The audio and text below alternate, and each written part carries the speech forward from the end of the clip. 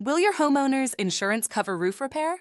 It's a question many homeowners ask when facing unexpected damage.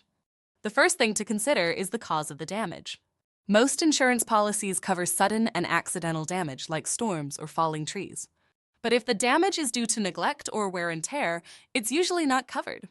The age of your roof also matters. Older roofs may only receive partial coverage, or claims might be denied altogether, especially if your policy has depreciation clauses.